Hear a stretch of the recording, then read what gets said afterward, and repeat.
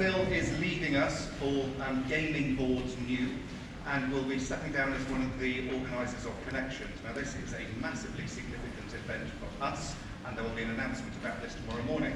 So what we're going to do is embarrass you thoroughly, and we're just going to have 3 or 4 people just to say thank you very much for being all you've done. I'm going to start. So I first met Phil in 2012 as part of the DC workshop, and we then went on to develop Arcat. And Phil, being the UK's Professor of Wargaming, I asked the obvious question: where is the UK equivalent of the US Connections? Not lost that. Phil said, there isn't one, but if we want to start one, let's do it. So we did. The point of that is, if it had not been for Phil, we would not be here. None of us would be here, and we wouldn't have been here in 2013.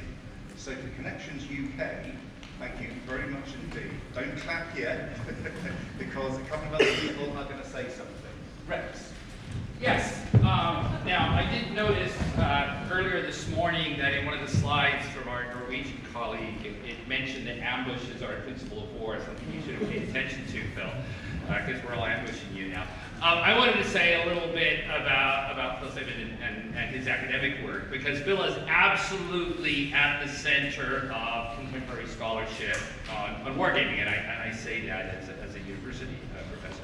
He's obviously the proud parent of a now very strong wargaming tradition here at KCL, which even when he's off enjoying himself in Chile, will continue and expand into King's Wargaming Network.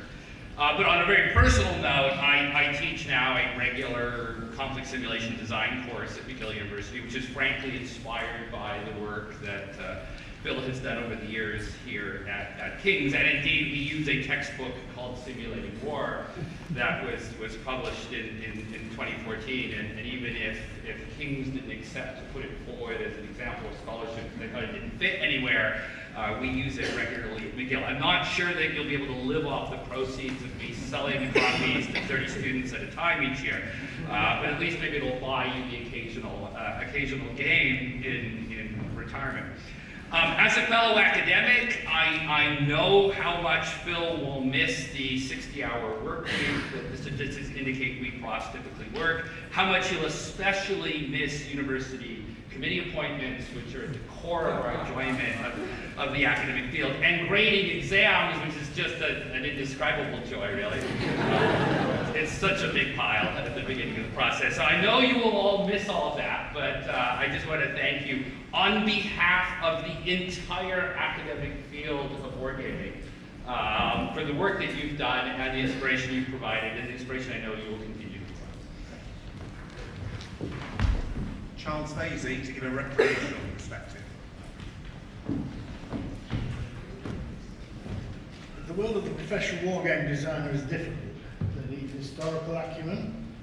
They need to translate that acumen into a functioning design.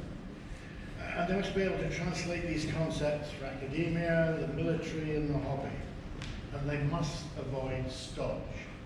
And I'm an expert on stodge. We are fortunate in Phil Sabin to have the Michel Roux of professional designers. You've got 3 stars for them. He reduces history to a light but fully flavoursome source. He uses that source on the finest of design concepts, each chosen freshly that morning. And he then presents in a way that delights all of his target audience of any kind. Chef, patron, we salute you. And now an absolutely critical next generation perspective. Cheers, Phil. So on a personal note, I'm here to say thank you on behalf of all of your students.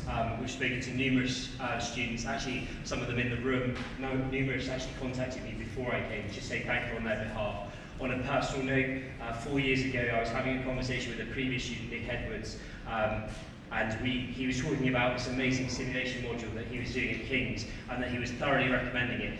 Phil Sabin's, sometimes his feedback could be a little harsh, and and very honest, but it was putting him in the right direction, and he's now gone off to work in professional wargaming, and I have too as a result of it. So thank you very much, and you have set up the next generation. Everyone we bump into often has either heard of you or definitely was one of your students, so thank you. And finally, from the defence perspective. Okay, Phil's played a leading role here in King's College London. In his role here to basically establish partnerships with the UK military. You only have to go over to his office to kind of see the appreciation over the years that the UK military have given Phil for his efforts in supporting us in defence. He's best known for supporting the UK military on air power, in addition to conflict simulation studies. He has inspired a number of students and others to work and help shape UK defence. I'm very proud to say that I've got a number of those students working with me in DSTL now. So on behalf of the UK MOD, thank you Phil for all your support and effort over this. So you can see from that Phil's influence absolutely cuts across every single element, every aspect of the profession that Lynette was just talking about. So from us to you, Phil, many, many thanks. We're going to give you something. We have never, ever, ever paid for a keynote speaker to come here, not Peter Perler. Lynette, I do apologise, not you either. Thank you very much indeed. We're going to make one exception, which is you, Phil. We know you're going somewhere else. So this is a free flight accommodation to come back to be our keynote, because you are absolutely fundamental to wargaming at some stage in the future. We hope that will entice you back, as we cannot risk losing you. So, could I please ask you all to show your appreciation for the guy who's brought us here.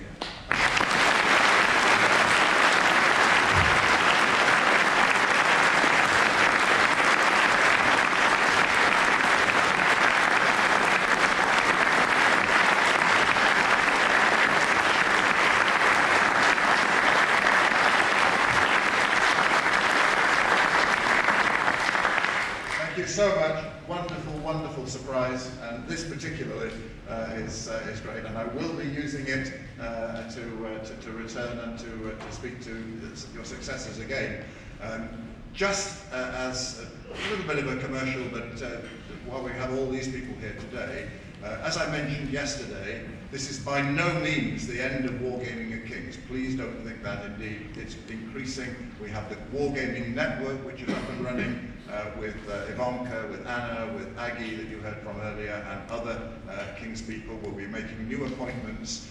Please, if you haven't already signed up to the Wargames Network, Anna at the back will be happy to put you on the mailing list so you get invited to all the new events, including the one that we're running in November. I think it's late November, where it's my farewell lecture before I formally retire. So if you're interested in my thoughts on the future of wargaming, you won't hear them today in Connections, but please do come back for that event, and there'll be future events here. So I hope that there will be a wargaming presence here at King's for many, many years, indeed decades, including not just Connections, but also this wargaming network. But thank you so much. Wonderful, touching tribute, and it's so great to have so many of you here, particularly the youngsters, because one of our great fears, of course, has always been in wargames, both in the hobby and in the professional community, the passing on of the torch. And from what we see today, I think that's less of a worry than we may have feared